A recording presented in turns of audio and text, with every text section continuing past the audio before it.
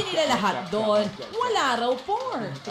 There's no pork. Pero may mga kumukontra po doon sa pahayag na iyon. Ngayon, mga kapatid, kahapon po ay naratipika ng dalawang kapulungan ng Kongreso separately yung pong proposed 2026 budget. Sa lower house, mga kapatid, inabangan namin ito kasi di ba live stream sila sa kanila pong mga session.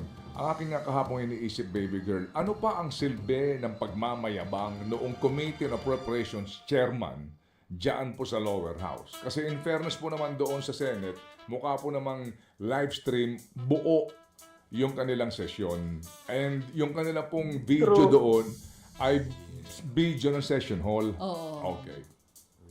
Sa lower house, mga kapatid, yung pong video kapansin-pansin na nakatutok lamang dito po sa martilyong hawak ng presiding officer. Opo. So, pwede ba natin itong ipalabas sa mapinag-uusapan natin? Ito kung pwede lang, pag hindi okay lang. Oo, kung meron tayong kopya. Meron tayong diba? video niyan eh.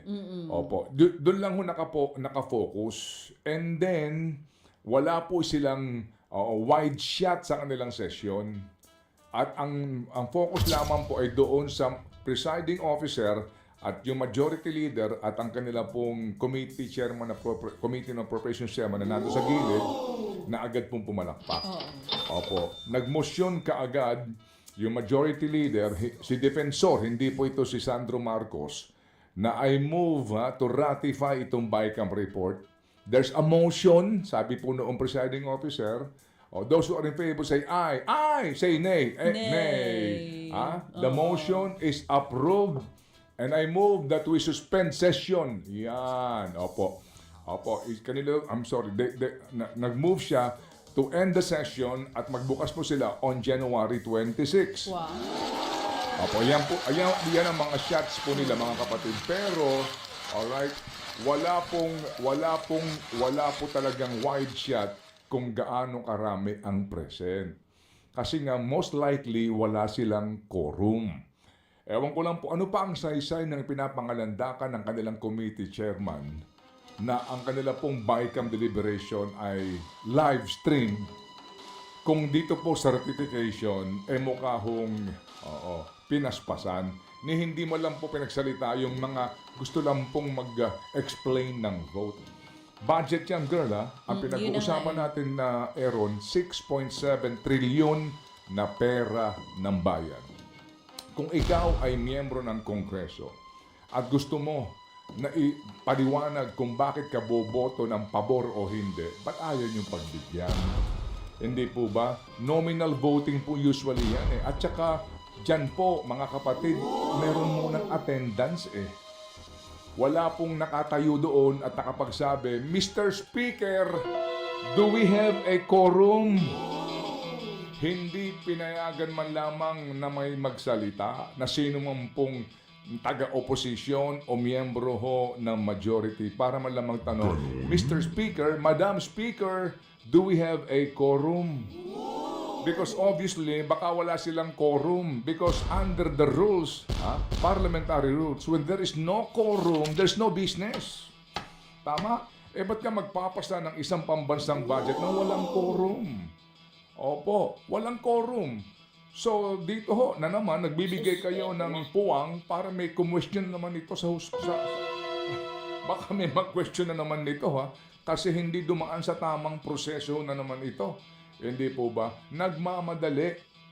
Bakit? Bakasyon na ba ho kayo? Ay, syempre. Nagmamadali. Bakit? Kasi nga walang quorum. Anong gagawin natin kung walang quorum? Bakit? Mamamatay ba ang lahat ng Pilipino kung hindi maipapasa ang budget kahapon?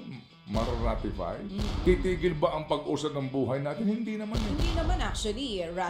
Di ba nga, ang gagamitin natin from now until January 5, hanggang bago mapirmahan ng Pangulo, reenacted budget. Hindi pa yun. Magtutuloy-tuloy naman eh. Technically, hindi pa. Yun ang nga pinagtataka kapag ko. pinirmahan ng presidente yan, Hindi naman agad-agad kailangan pa ng 15 araw na yan ay publish sa official gazette. Because it will not, it is a Republic Act, and before it becomes into law, dapat yan mapublish muna sa official gazette. Ibig sabihin, 15 days pa.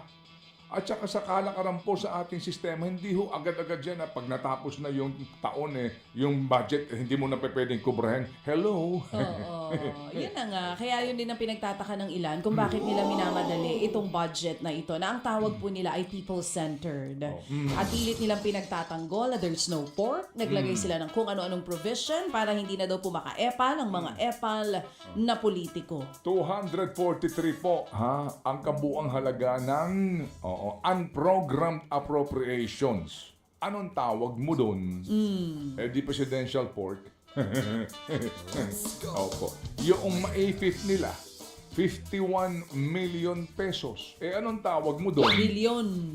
Billion. Oo. 51 billion pesos. Oo. Itinaas nila ng sobra-sobra sa kalahati nung pong propose. Anong tawag mo doon? Soft pork. Yung pong AX Yung na halos AX. 70 billion na ginawa din po nilang lump sum appropriations. Anong tawag mo doon? Hindi ko sure sa kanila, soft pork. Tayong lahat, alam natin na pork yan. Sila lang ang nagsasabing hindi yan pork eh. Kaya nga napapakinggan ko yung speech nitong mga taong ito, ako'y napapailing na lang kanina habang ako'y nagmamaneho. At sabi ko sa utak ko, eto na naman, na dito na naman pupunta yung tax ko. Bahala na kayo. Pagdadasal ko na talagang people-centered yung budget ninyo. At magkatotoo nga sana yung kanilang pinangangalandakan. Pinagyayabang nila ito Etong budget na ito ay focus on education, on health, on agriculture. Meron pang senador na naiirita pag sinasabi, pag tinatanong na medyo may pork daw po itong 2026 budget. Pag sumagot ay parang nakaismid pa na wala daw pork ito. Bawal po ba kaming magtanong kung paano nangyari na ipasa ito? Kasi kahit ako parang walang bearing yung live streaming. May senador kung ganito naman po pa rin ang epekto. Meron naman po senador na pinapangalandakan na para bagang talagang siya lang ho ang may gawa daw. Oo. Na ito na ang pinakamataas daw na budget ng education. Ayan. Alright, so he's claiming credit for this. Alam niyo ho, Mr. Senator, hindi palakihan ng budget yan. Yung tamang paggamit sa budget ang pinag-uusapan, di yan. At huwag niyo sabihin na dahil si Sani Angara, ang Education Secretary, na wala ho tayong pagdududa na o wala tayong agam-agam dahil si Sani Angara hindi pa nagpapaliwanag sa kanyang ugnayan kay Tri-Game Olaybar. Na idinadawit mga kapatid dito po sa usapin ng flood control scandal na ito. Opo, nasa na si Tri-Give Secretary Angara? Di po ba? With all due respect, ha? Opo. And help us understand, Mr. Chair. Pwede pala bumoto sa budget ng yes with reservations. Pwede naman. Kapareho ba yun ng maybe? Kasi di ba ako, yes or no lang yan eh. Yes or no, hindi pwedeng may reservations.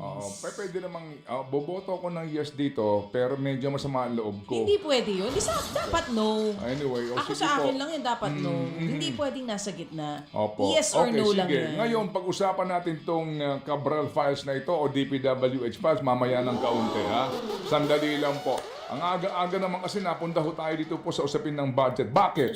Hello, ikaw na papunta ngayon sa trabaho mo. May ambag 6.7 trillion ho ito mga kapatid. Ang pinakamalaking budget sa kasaysayan po ng Pilipinas kasi nga taon-taon palaki ng palaki po ang ating pong budget. Ang tanong, ito ho ba'y magagastahan na naman sa tama? Hintayin na naman po natin kung sakasakali. Anyway, sige po. Ganap ng 6:26 in the morning, baby girl.